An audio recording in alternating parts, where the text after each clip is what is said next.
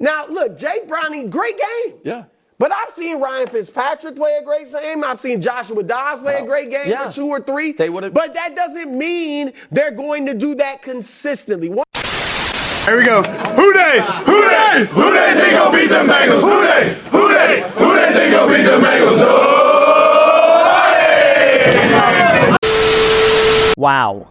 Wow. Absolutely wow. What a game from our team. You know, I was so quick to say Jake Browning, but it really legitimately was a team effort on what we saw on Monday Night Football. Absolutely incredible, start to finish. I'm in awe of how well the team played. I really want to emphasize the team play. There are a lot of teams in the National Football League, grown men getting paid millions and millions of dollars in mansions, in Lamborghinis, in nice watches and nice clothes that they don't have to dig deep. Okay, let's start there. Can we all have a legitimate foundational conversation of they don't need to really dig deep when their franchise, not starting quarterback, this is a difference. Franchise, and not just any guy, not just like, you know, I don't know, Daniel Jones who just got a franchise style contract. The arguably already most talented and most successful quarterback in franchise history, and he has even reached his pinnacle. When that guy goes down, it takes something extraordinary to dig deep and head to Jacksonville and play a quarterback that dang near, hey, for his organization, he has that same pedigree. And the defense came to play. The offense was scared of who? Who was our offense? Who was Jake Browning scared of? Who was Jamar Chase scared of? T, hello, hi. Tyler, we'll talk about you later. Hey, start with Jake, okay? I'll start with Jake just because it was fun. It was absolutely incredible. 32 of 37, 354 yards, averaging, and I usually never do this, but averaging 9.6 yards per completion. That's a dang near first down every single time Buddy lets it rip, okay? 1 touchdown, 2 sacks, 2 in which I do believe, it was probably good coverage on the Jags, but it wasn't, at least our offensive line didn't give it up, okay? At least I don't believe, actually I know. The 2 sacks that he did have, he was holding on to the ball, so great secondary coverage. It wasn't necessarily the offensive line sucking. That's my point.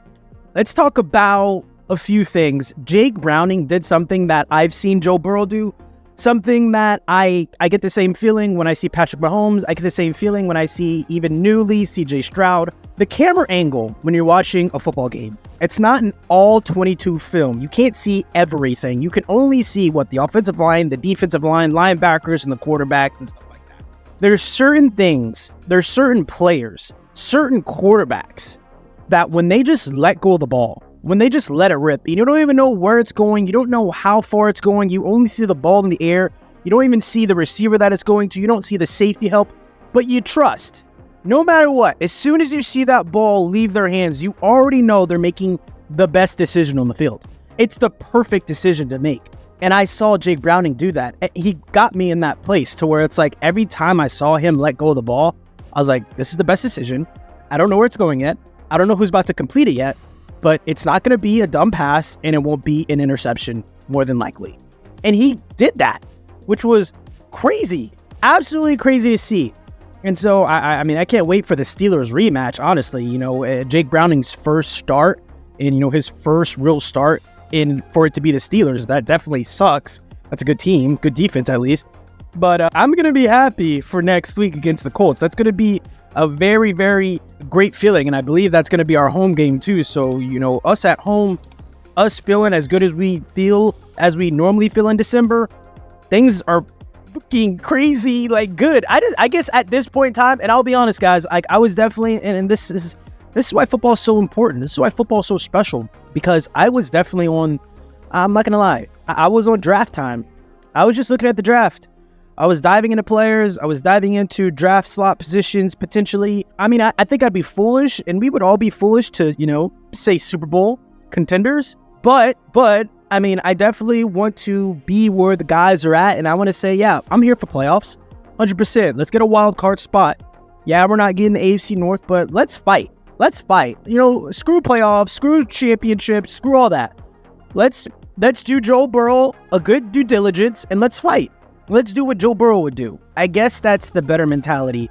Joe Mixon, 68 yards on the ground, 19 carries, 2 touchdowns. Oh my gosh, it should have been 3. I love that Jake Browning got in there for that little, QB sneak touchdown, tush push type deal. Joe Mixon easily could have had a trifecta type of game. And then our rookie out of Illinois, Chase Brown, finally off IR, finally getting able to really spring out his legs. 9 carries for 61 yards. 31 yards out of those 61 was just 1 carry. He has burst. He has that slender build that is hard for defensive linemen to peek over, hard for linebackers to peek over, and he just shoots out of a cannon like an Austin Eckler. And he's tough to get a hand on. Not necessarily tough to bring down, but tough to get a hand on. There were multiple arm tackles that he was able to just brush by. They could only get a hand. I should probably say hand, not even arm tackles that he was able to brush. I loved seeing the yin and yang, the mix-up between those two. I do want Chase to get a little bit more carries. Just because we have that, it's very much David Montgomery, Jahmyr Gibbs-esque type of 1-2 punch. Joe Mixon, the bigger guy, the more trusted guy in the goal line, of course, and then having the younger, exciting, fast talent out there be able to make one cut and take to the house. I love it. I love where we're going with that. And then our receivers. Weird game for them in the midst of everyone outside of Jamar, because even with Tyler Boyd's disgusting interception that he had, and we got to hold him accountable. Don't do that. Don't do that. You're too deep in it, right? You're too deep into your career to be doing things like that. He learns from it, and if anybody knows anything, I mean, that ball was on target, right? It was going to go straight to Joe Mixon, but Josh Allen was there, right? The edge defender for the Jags, and he picked it off. We don't want to do that again.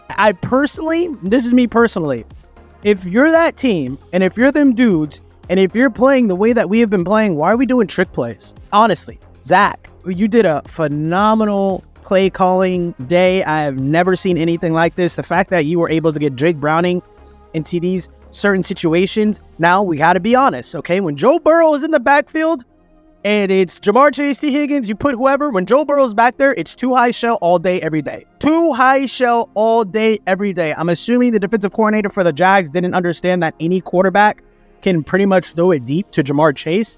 You better keep a safety over the top. I don't care who's at the quarterback position.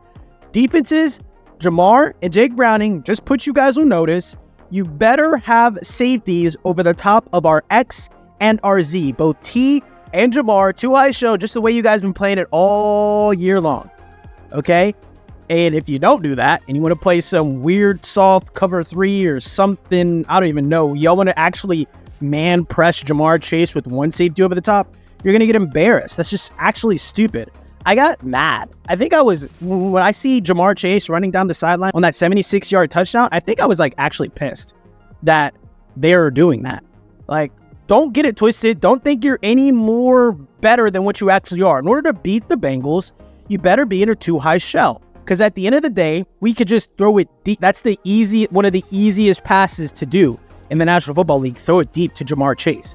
A lot of practice squad quarterbacks can throw the ball deep to Jamar Chase if it's Jamar and no safety help. Jamar Chase, 11 receptions, 149 yards, 13.5 yards average. 1 touchdown. He did have a drop, and I'm glad he had that drop because Buddy was acting up. Jamar was on his goon-ish. He was doing his goon stuff, and I love it when he gets in that mode, and I love that he can get into that mode no matter what, no matter who it is. It does kind of make me a little scary come contract talk because he could always say, I'm gonna leave, but I don't think he has that bone in him. I think he wants to be a Bengal for life, and we love that. But dang, he can get you 11 catches, pretty much $150 and a touchdown with Jake Browning. Hey, yo, we love this. We all knew this was possible, at least in the realm of Jake Browning being able to give the ball to Jamar Chase. But this well, and it's only a matter of time till T gets his full rotation going. He gave us 3 receptions, a strong 36 yards, one that helped us get into the goal line. There was one where it was kind of a missed touchdown. I think the announcer even said, if Joe Burrow was in there, he sees that there's no safety in the middle and T. Higgins gets a touchdown. But hey, I'm happy with the way Jake Browning played. And I know for a fact when Jake Browning's on the sidelines, Joe Burrow is in his ear. Joe Burrow's coaching him up. Joe Burrow's saying, hey, I see this, I see this. Joe Burrow is putting him in a position to be successful. And I love that. And there's this little meme, this little picture going around. And it's, the difference between Joe Burrow and Deshaun Watson. You see Deshaun Watson, he's in a skybox next to his girlfriend. Joe Burrow is on the sideline coaching up Jake Browning. I love our team, damn it. And I'm with us until the wheels fall off. Like, let's just keep fighting. I'm down if y'all are down. Thank you. Like, comment, subscribe.